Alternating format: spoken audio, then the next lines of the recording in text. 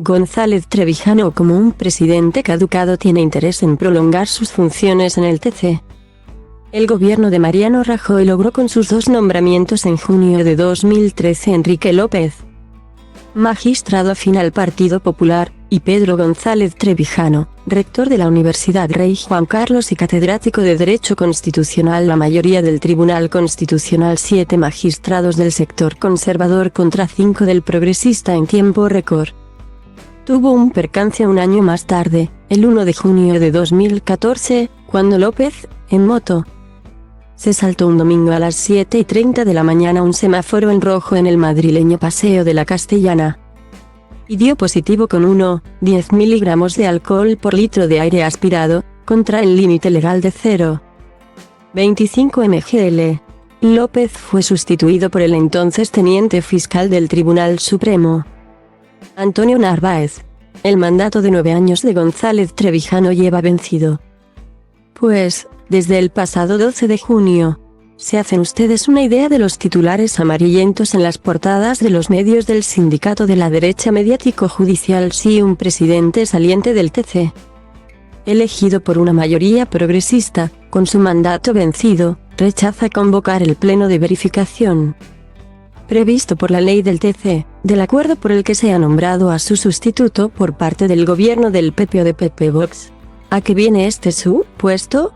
Pues al hecho de que hay razones objetivas y subjetivas para que el presidente del TC se hubiera abstenido el pasado miércoles 30 de noviembre, cuando el gobierno solicitó formalmente certificación mediante al presidente González Trevijano la citación del preceptivo pleno de verificación de los dos candidatos propuestos, el magistrado y exministro Juan Carlos Campo y la exdirectora general y catedrática de Derecho Constitucional Laura Díez. En lugar de bloquear su convocatoria, no debió, en todo caso, expresar a los 9 magistrados presentes ausentes Ricardo Enríquez y Enrique Arnaldo que, habiendo sido nombrado su sustituto en la persona de uno de los dos propuestos y estando vencido su mandato desde hace casi 6 meses, lo más apropiado era aplicar el artículo 4 del reglamento del TC, que da al presidente la facultad de convocar el pleno de oficio, a hacerlo a petición de al menos 3 magistrados.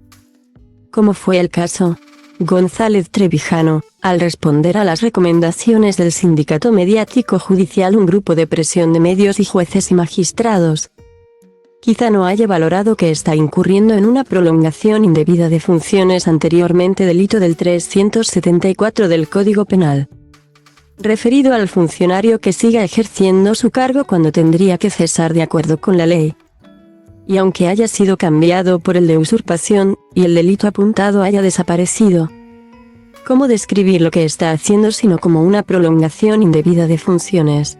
El hecho es que el presidente del TC se opuso y vino a decir a sus colegas que daba igual retrasar la convocatoria hasta que el Consejo General del Poder Judicial, CGPJ, nombre el próximo 22 de diciembre a los 2 candidatos que le corresponde. Comillas, ¿qué más da?, afirmó. Problema: el TC no tiene ninguna facultad para instar al CGPJ.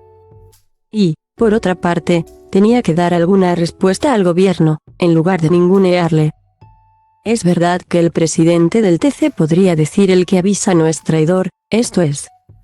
Ya desde junio pasado ha trasladado mensajes al gobierno y a la ministra de Justicia, Pilar Llop, en el sentido de que no se le pasara por la cabeza a Sánchez nombrar unilateralmente, al margen del CGPJ, a los 2 magistrados, uno en sustitución suya, porque el pleno del TC de mayoría conservadora no les daría posesión. Amenazaba pues con el enfrentamiento. La inconstitucionalidad del confinamiento. La sentencia estelar de González Trevijano en el TC ha sido la declaración de inconstitucionalidad del decreto de alarma del gobierno sobre la pandemia. Hasta septiembre de 2020, los miembros del TC tenían informes sobre lo que sería la ponencia del magistrado a quien había tocado hacerla, Fernando Valdés Dalre. Su ponencia, redactada sobre la base del trabajo del letrado Javier Jiménez Campos, catedrático de Derecho Constitucional y exsecretario general del TC, desestimaba el recurso de Vox.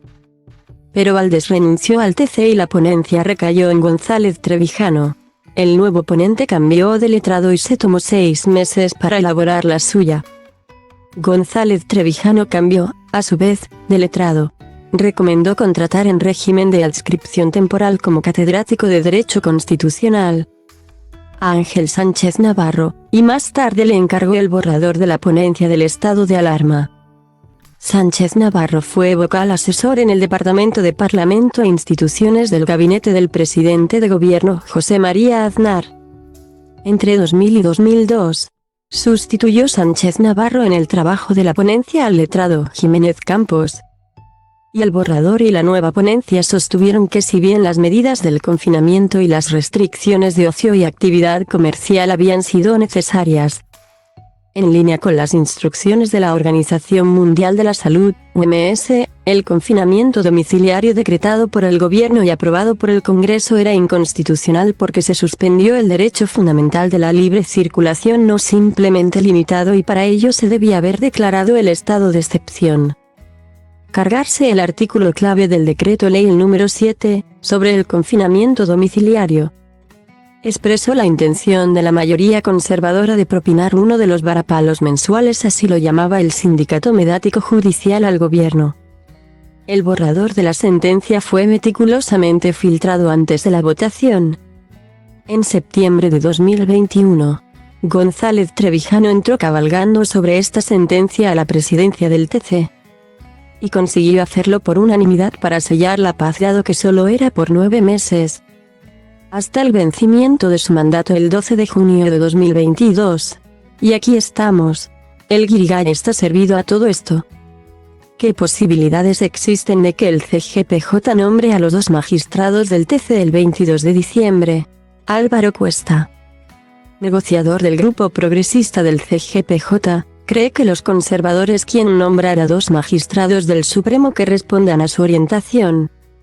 Aunque uno sea pura sangre y otro con etiqueta de progresista, quieren que se vote y que en medio del barullo no salga nadie con los 11 votos necesarios para que sus medios afines nos culpen por mantener nuestro candidato. José Manuel Vandrés, que es intachable, y sobre todo reúne todos los criterios acordados por ambas partes. Señaló el vocal a El Periódico de Cataluña. Los conservadores quieren elegir al suyo propio. Un Pablo Llarena es presidente de la Asociación Profesional de la Magistratura, APM, y al ajeno, en la persona del magistrado Pablo Lucas, también de la Sala Tercera del Supremo. Como Vandrés. Pero la derecha está dividida. Por un lado, los vocales Juan Manuel Fernández y Juan Martínez Moya prefieren al presidente de la Sala Tercera, César Tolosa. Pero hay más. El vocal Vicente Guilarte ha anunciado que su candidato es Francisco Marín Castán, presidente de la Sala Primera, de lo Civil, del Supremo, y actual presidente del Supremo.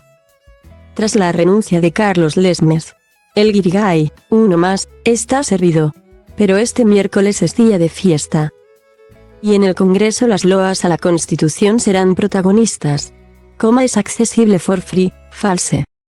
As part, @type, webpage element, is accessible for free, false, CSS selector closed content.